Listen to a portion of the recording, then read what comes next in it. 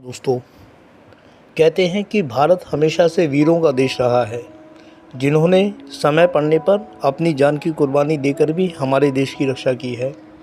और ये बात भी सही है कि इस देश में कुछ ऐसे गद्दार लोग भी हुए हैं जिन्होंने मौका परस्ती दिखाई है। जब कभी उन्हें मौका मिला तो उन्होंने अपने फ़ायदे के लिए देश को भी नुकसान में पहुंचा दिया। इसी बात को बयान करती है हमारी आज की ये कहानी, जिसका नाम है सेनापति तात्या टोपे। दोस्तों, इस अध्याय को मैंने अपनी कक्षा 6 की किशोर भारती नाम की पाठ्य पुस्तक में पढ़ा था और इसी अध्याय को आज आप लोगों के सामने मैं पेश कर रहा हूँ। चलिए पढ़ते हैं इस अध्याय को शुरू से लेकर अंत तक। 18 अप्रैल 1859 ईस्वी, आगरा बम्बई मार्ग पर ग्वालियर से 100 किलोमीटर दक्षिण में शिवपुरी के आसपास ग्रामीणों की भीड़ गुमसुम पहाड़ियों पर बढ़ती जा रही थी, ठीक उसी तरह जैसे सूरज आसमान पर बढ़ता जा रहा था। गरम लू के थपेड़े सवेरे से ही मौसम को तपा रहे थे, फिर भी हजारों की संख्या में गोरी पलटन के सिपाही सारे इलाके में टिड्डी दल की भांति फैले हुए थे। भारी पहरे के बीच भय त्रस्त अंग्रेज अधिकारी न्याय के खूनी नाटक का पर्दा उठा रहे थे। चाटुकार तथा गद्दार पीछे पीछे दिम दुम हिलाते हुए इस जघन्य कृत्य में उनका साथ दे रहे थे। विशाल वृक्ष के नीचे काला भीमकाय जल्लाद खड़ा था। मोटी डाल पर फांसी का फंदा झूल रहा था। सारा मैदान सैनिकों से तथा आसपास की पहाड़ियां जनसमुदाय से भरी थी। चुपचाप सांस रोके हुए विशाल जनसमूह प्रथम स्वतंत्रता संग्राम का सूर्यास्त देख रहा था। एक कैदी बेड़ी और हथकड़ियों में जकड़ा हुआ फांसी के पास लाया गया। गोरे सैनिकों के शस्त्रों के घेरे में वह मस्त हाथी की तरह झूमता हुआ फांसी के तख्ते के निकट आ पहुंचा। भारी भरकम बेड़ियों की आवाज़ से सारा मैदान दहलने लगा। 2 लोहारों ने आकर उसकी बेड़ियां काटी। ठिगने कद के इस गठीले कैदी के हाथ ऊपर उठाकर उपस्थित जन समुदाय का अभिवादन किया। फांसी के तख्ते पर पहला कदम रखने से पूर्व वह झुका, धरती माँ की पवित्र माटी से अपने माथे पर तिलक लगाया। इस समय दोस्तों, एक चित्र में आप देख सकते हैं कि किस तरीके से सेनापति तात्या टोपे को फांसी पर चढ़ाया जा रहा है, किस तरीके से अंग्रेज अधिकारी और सैनिक बंदूक लेकर खड़े हैं और तात्या टोपे के मुख पर पर्दा डाल दिया गया है। फांसी का फंदा लटक रहा है और अब कुछ ही क्षण बाद उन्हें फांसी के तख्ते पर लटका दिया जाएगा। गोरे निशानेबाज सिपाही इस कैदी की और बंदूकों का निशाना साधे सावधान खड़े थे। उन्हें आदेश था, यदि कैदी भागने की चेष्टा करे तो फौरन गोली मार दो। तात्या टोपे ने हंसते हुए अपने हाथ से फांसी का फंदा गले में डाला। वह मौत के कुएं में झूल गया। इस प्रकार माँ धरती का यह बहादुर सपूत शहीद हो गया, अपने पीछे एक अमर गाथा छोड़कर। तात्या टोपे का पूरा नाम रामचंद्र पांडुरंग टोपे था। इनके पिता पांडुरंग भट्ट बाजीराव पेशवा द्वितीय के यहाँ बिठूर में नौकरी करते थे। पेशवा निसंतान थे, इसीलिए उन्होंने नाना धूंधू पंत को गोद लिया था। इस प्रकार नाना और तात्या टोपे बाल सखा थे। नाना साहब टोपे और मनुबाई तीनों नियमित रूप से अस्त्र शस्त्र की शिक्षा लेते थे। मनुबाई ही आगे चलकर झांसी की रानी लक्ष्मीबाई के नाम से इतिहास में प्रसिद्ध हुई। उन्होंने भाला और तलवार चलाना तथा घुड़सवारी करने में निपुणता प्राप्त की। टोपे घुड़सवारी में अत्यंत निपुण थे। बाजीराव पेशवा ने नाना साहब और टोपे की एक अंग्रेज घुड़सवार से प्रतियोगिता कराई। घुड़सवारी की प्रतियोगिता में टोपे प्रथम रहे। पेशवा बाजीराव ने टोपे को पुरस्कार के रूप में लोहे का एक टोप प्रदान किया और तात्या टोपे के नाम से संबोधित किया। किसे पता था कि लोहे का टोप पहनने वाला यह वीर प्रथम स्वतंत्रता संग्राम का सेनापति बनकर अंत तक अंग्रेजों को नाकों चने चबवाता रहेगा। लॉर्ड डलहौजी ने देसी रियासतों को हड़पने का एक खूबसूरत उपाय सोचा। उसने घोषणा की कि जो राजा निसंतान है वे अपने उत्तराधिकारी के रूप में किसी को गोद नहीं ले सकते और उनका राज्य अंग्रेजी राज्य में मिला लिया जाएगा। फलस्वरूप बाजीराव पेशवा के दत्तक पुत्र नाना साहब को भी गैरकानूनी करार दिया गया। बाजीराव पेशवा जब अंग्रेजों से हार गए तो उन्हें अंग्रेजों के साथ संधि करनी पड़ी।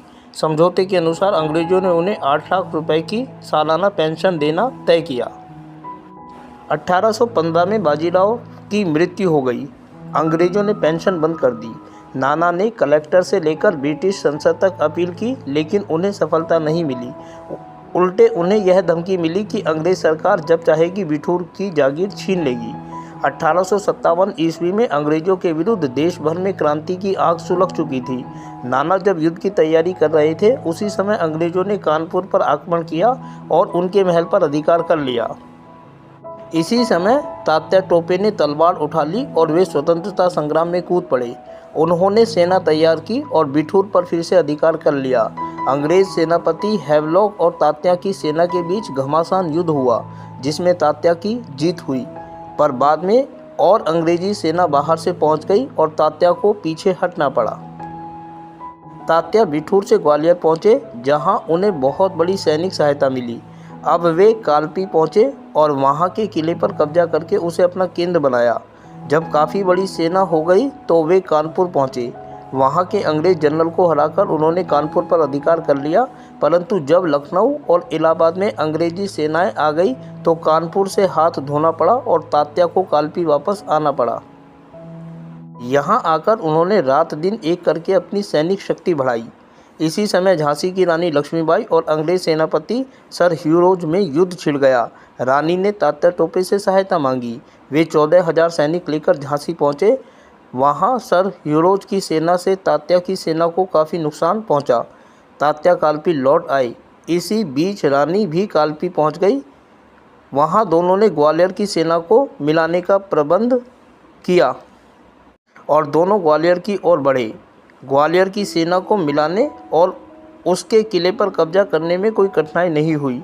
सर ह्यूरोज एक विशाल सेना लेकर रानी का पीछा करते करते ग्वालियर पहुंचा। घमासान युद्ध हुआ, जिसमें रानी वीरगति को प्राप्त हुई। तात्या टोपे अब अकेले पड़ गए। वे बची खुची सेना लेकर नागपुर की ओर बढ़े। वे चाहते थे कि नर्मदा नदी के पार दक्षिण भारत के राजाओं से मिलकर अंग्रेजों को भारत से निकाल बाहर करने की कोशिश की जाए। अंग्रेज सेनापतियों के अवरोधों के बावजूद वे नर्मदा पार करने में सफल हो गए, पर वे जिस उम्मीद और उद्देश्य से दक्षिण भारत गए थे वे पूरे नहीं हुए। निराश होकर वे लौट आए और मध्य भारत के जंगलों में छिपकर अंग्रेजों से छापामार युद्ध करते रहे। इस युद्ध द्वारा उन्होंने अंग्रेजी सेना को काफ़ी नुकसान पहुंचाया। अंग्रेजी सेना तात्या टोपे के नाम से ही घबरा उठती थी। उन्हें डर रहता था कि ना जाने कब और किस ओर से टोपे धावा बोल देंगे और मारकाट करके जंगलों में छिप जाएंगे। फरवरी 1859 ईस्वी तक तात्या टोपे गिरफ्तार नहीं किए जा सके।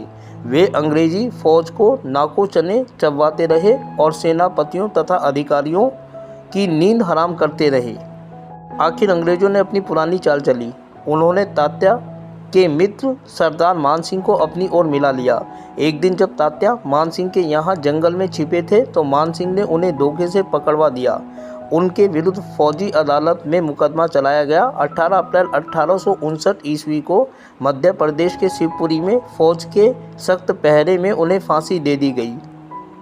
हैवान अंग्रेज अफसरों ने उनके सिर के बाल नोचकर यादगार के रूप में रख लिए। अंग्रेज इतिहासकार मालसन ने लिखा है, संसार की किसी भी सेना ने कभी कहीं पर इतनी तेज़ी के साथ कूच नहीं किया था जितनी तेज़ी से तात्या की सेना कूच करती थी। जिस बहादुरी और हिम्मत के साथ तात्या ने अपनी योजनाओं को पूरा करने का प्रयत्न किया, उसकी प्रशंसा करना कठिन है। तो दोस्तों देखा, ये थी वीर सेनापति तात्या टोपे की कहानी, जिन्होंने अपनी ताकत के बल पर भारत में अंग्रेजी हुकूमत को चुनौती दी। और वहीं दूसरी ओर इनके गद्दार साथी थे राजा मान सिंह, जिन्होंने मौका पाकर अंग्रेजी सरकार के साथ हाथ मिला लिया और तात्या टोपे को पकड़वा दिया। इसीलिए कहा जाता है कि भारत वीरों की भूमि भी है और गद्दारों की भूमि भी।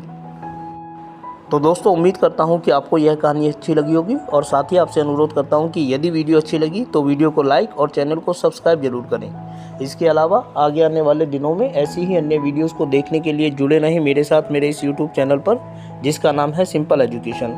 फिलहाल आप लोगों से विदा लेता हूँ इस वादे के साथ कि बहुत जल्दी ही आपके सामने ऐसी दूसरी कहानियाँ लेकर मैं उपस्थित होऊंगा। तब तक अपना ध्यान रखें। वीडियो को देखने के लिए आपका बहुत बहुत धन्यवाद।